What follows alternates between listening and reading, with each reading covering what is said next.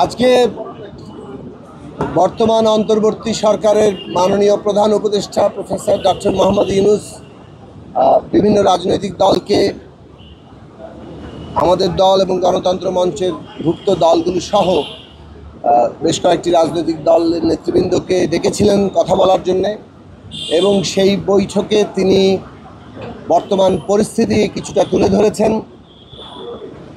দুটো বিষয়ে তিনি গুরুত্ব দিয়েছেন। একটা হচ্ছে যে এই পরিস্থিতিটা এমন যেখানে তার পক্ষে কাজ করার ক্ষেত্রে নানা অসুবিধার জায়গা তৈরি হচ্ছে, এবং সেইটা এমন অবস্থা তৈরি করছে যে তিনি কাজ চালিয়ে নিতে পারবেন কিনা সে নিয়েও তার মধ্যে একটা সংশয়ের মতো তৈরি হয়েছিল। তিনি ভেবেছিলেন যে কাজ যদি ভালো মতো চালিয়ে যেতে না পারা যায় তাহলে তো দায়িত্বে থাকার কোনো প্রয়োজন নেই, কিন্তু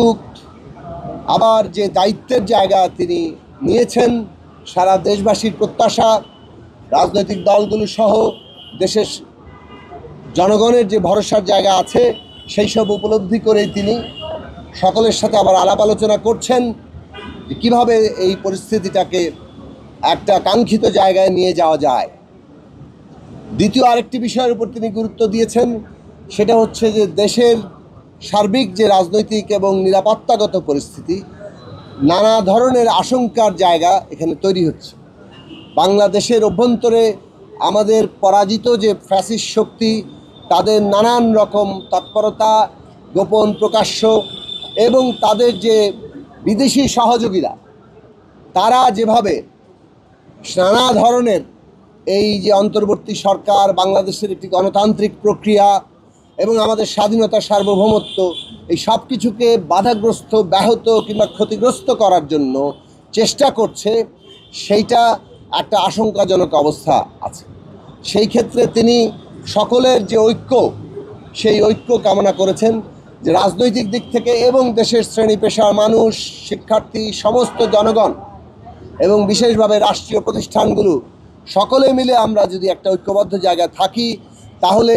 এই যে অভ্যুত্থানের অর্জন, গণতান্ত্রিক যে আমরা প্রক্রিয়ায় আছি, একটা উত্তরণের জায়গায় আমরা যাচ্ছি, এবং সর্বোপরি আমাদের স্বাধীনতা, সার্বভৌমত্ব কোনোটাই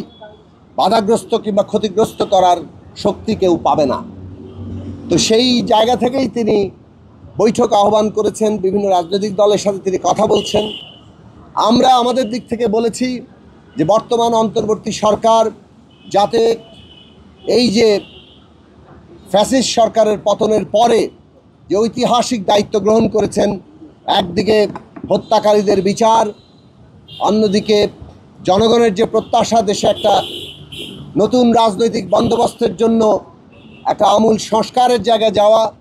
গণতান্ত্রিক সংস্কারের জায়গায় যাওয়া,